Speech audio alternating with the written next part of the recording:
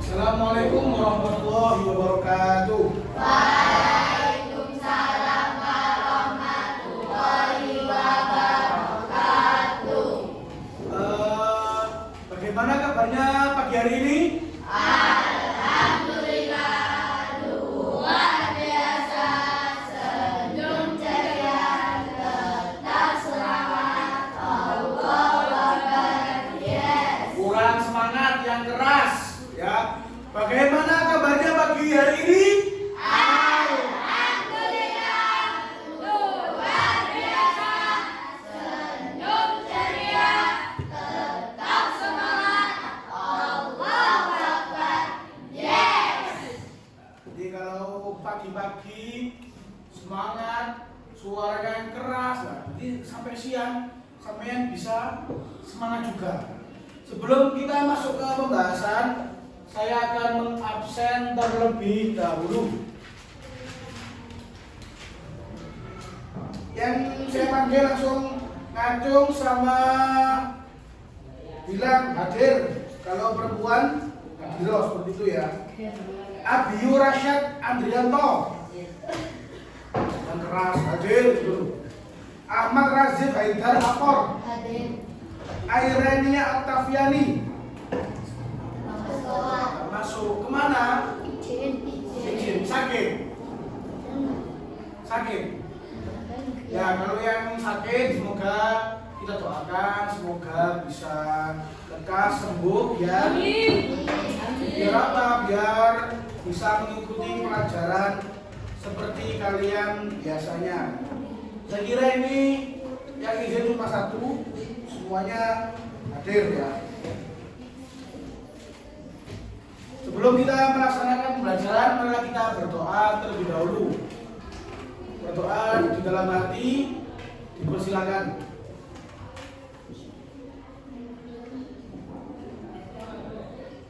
Doa selesai.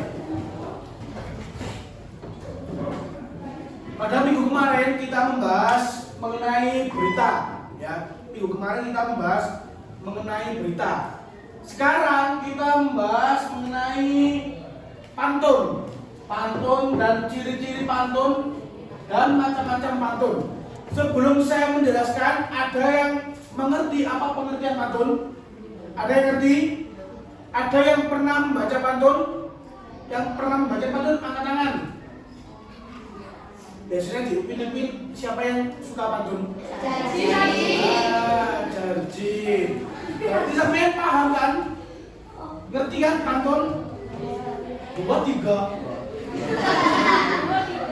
Nah, di sini saya jelaskan mengenai pengertian pantun. Nanti di akhir pembelajaran bisa mencoba, mungkin ada perwakilan dari anak-anak semuanya yang mau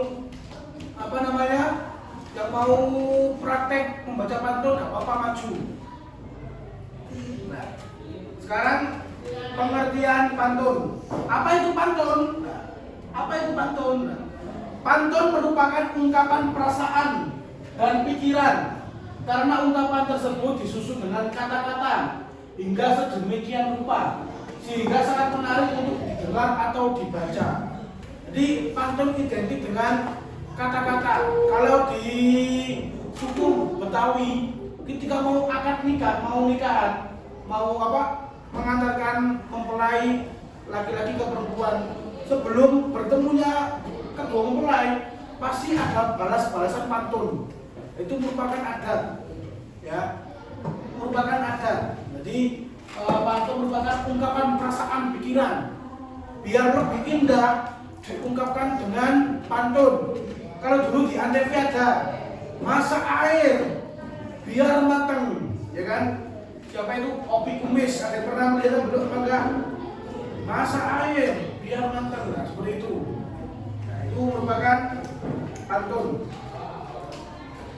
Sekarang ciri-ciri pantun. Jadi biar tahu ya. Jadi pantun itu ada ciri-cirinya, ada syaratnya. Yang pertama, satu bait terdiri dari 4 baris. Satu bait terdiri dari 4 baris. Jadi pantun, ya, pantun itu 4 baris, ya. 4 baris. Jadi satu bait 4 baris. Yang kedua, setiap baris terdiri dari 8 sampai 12 suku kata. Nanti kita lihat contohnya, sambil kita hitung juga berapa suku katanya. Yang ketiga, setiap baris terdiri dari 4 sampai 6 kata. Pantun bersajak ABAB. Jadi pantun itu bersajak ABAB. Bersajak itu apa? Akhirnya ya ABAB. Baris pertama A, baris kedua B, baris ketiga A lagi, baris keempat B. Nah, seperti itu. Yang selanjutnya, setiap bait pantun terdiri sampiran dan isi. Di baris 1, 2 itu merupakan sampiran. Baris ketiga dan keempat merupakan isi. Contohnya, berakit-rakit ke hulu, berenang-renang ke tepian, itu merupakan sampiran. Ya, terus isinya, yang baris ketiga bersakit-sakit dahulu, yang keempat bersenang-senang kemudian. Nah, yang 3, 4 ini merupakan isinya, ya, merupakan isi dari pantun tersebut. Lanjut. Syarat pantun. Di syaratnya, satu bait pantun terdiri dari 4 baris sama seperti tadi. Yang kedua, baris 1 dan 2 adalah sampiran. Baris yang ketiga dan keempat merupakan isi. Terus satu baris pantun terdiri dari 8 sampai 12 suku kata dan bersajak ABAB sama seperti tadi. Pantun pun ya, selanjutnya macam-macam pantun. Pantun pun ada beberapa macamnya, ya. Ada beberapa macam. Yang pertama, macam-macam pantun berdasarkan siklus kehidupan ataupun usia. Ada pantun anak-anak, ada pantun anak muda, dan ada pantun orang tua. Pembagian pantun pun dibagi menjadi 3 sesuai umur. Kalau sama seperti kalian itu pantun, sampai masuk kategori pantun apa? Anak muda. Anak-anak apa ini si bocil. Nah, jadi sampai masuk kelas anak-anak. Yang kedua pantun anak muda. Nah, kalau Pak Jaya ini masuk ke kategori anak muda apa orang tua? Kalau Pak Jaya masuk anak muda karena masih belum punya apa gitu. Yang ketiga pantun orang tua, itu pantun orang yang sudah dewasa, yang sudah menikah, sudah punya anak, ya Pak. Orang tua yang sampai itu bisa dikategorikan orang tua, seperti itu. Yang kedua, macam-macam pantun berdasarkan isinya. Tadi yang berdasarkan siklus kehidupan ataupun usia, sekarang yang berdasarkan isinya. Yang pertama, pantun jenaka. Yang kedua, nasihat. Yang ketiga, teka-teki. Di sini ada pengertiannya, pembagiannya masing-masing. Yang pertama, ini ada pembagian apa? Pengertian macam-macam pantun beserta contohnya. Pantun kiasan. Pantun jenis ini biasanya isi pantun berbentuk kiasan. Artinya tidak langsung terlihat, namun tersirat. Langsung contohnya. Ada yang mau membaca yang keras? Ayo, membaca yang keras, ayo. Siapa? Ayo Haidar, langsung baca yang keras. Ya.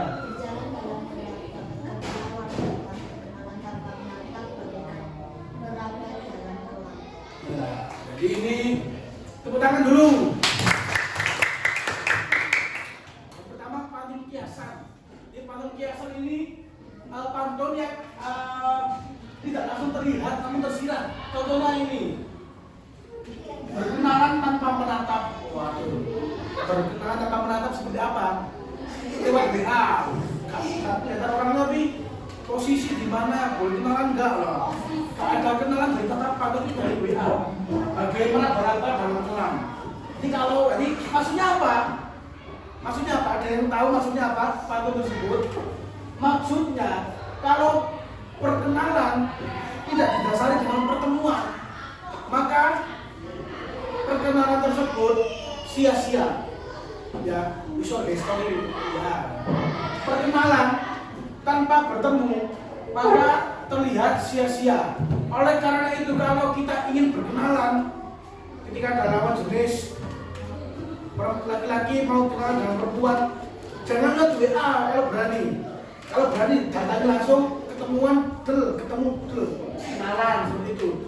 Jangan lewat WA. Nah, itu seperti itu. Maksudnya, yang paham ya? Pantun kiasan paham? Jadi pantun kiasan itu perumpamaan di kita yang bisa menjabarkan tersendiri. Itu kiasan. Yang kedua, pantun cinta. Pantun ini berisi pesan-pesan mengenai cinta, perasaan rindu atau dua insan yang saling dimabuk asmara. Jadi kalau sampean mau ibaratnya mau mengungkapkan nanti kalau sudah dewasa mau mengungkapkan ke lawan jenisnya, bisa lewat pantun biar lebih romantis. Tidak tawaran. Aku suka kamu. Mau nggak pacarku ya? Kampungan itu lah. Itu seperti ini. Contoh. Ada yang mau membaca? Pur yang keras.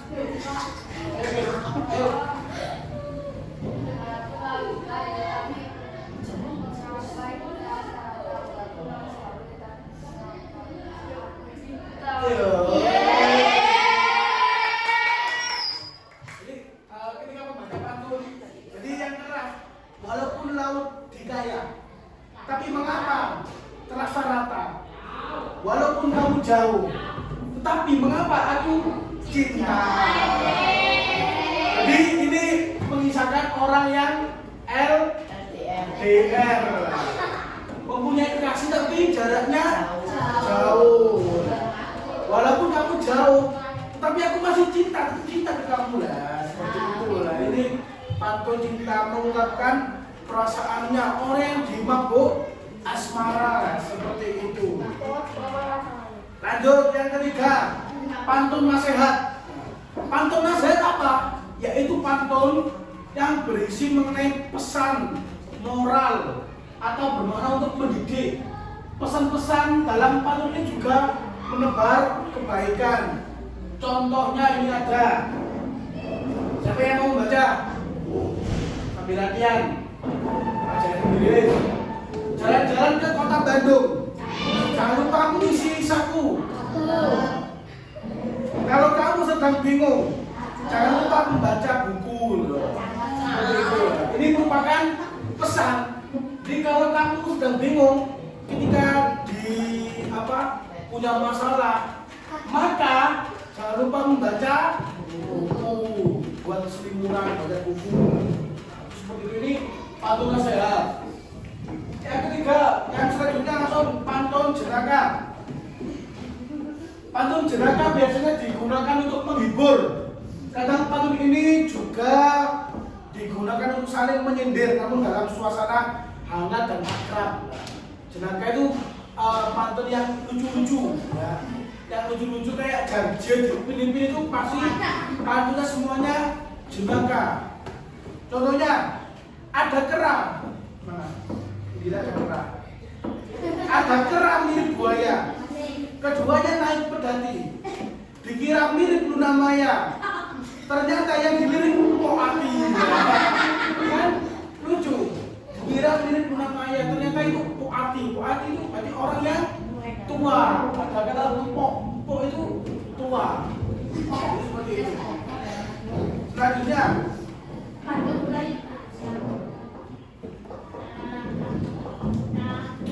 pantun peribahasa. Pantun ini tentu saja penuh dengan peribahasa. Siapa yang tak mengenal pantun peribahasa yang satu ini? Ayo contohnya.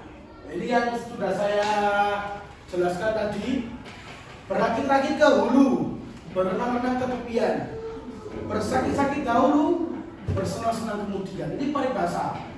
Maksudnya apa? Bersakit-sakit dahulu. Jadi ketika sampean sekarang belajar yang keras, ketika ada tugas mengerjakan disuruh gurunya sampean ikutilah. Bersakit-sakit dahulu. Ketika kita belajar harus berjuang, harus sakit.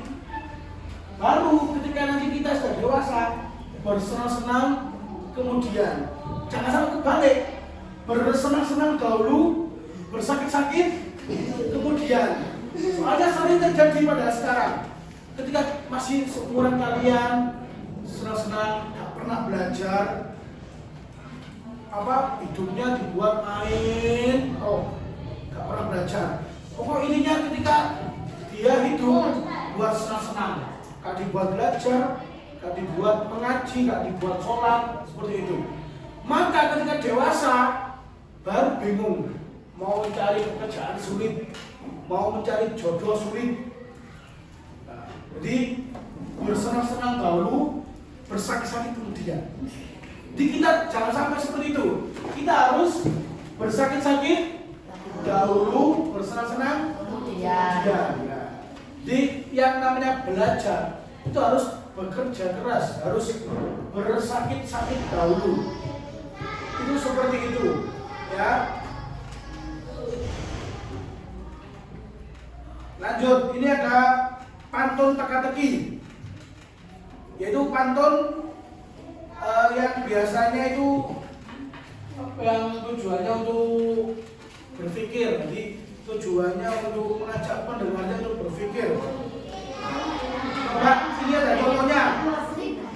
Kalau Tuhan sekuat halilintar, pakai baju begitu gaya. Kalau Tuhan memang pintar, hewan apa yang sangat kaya?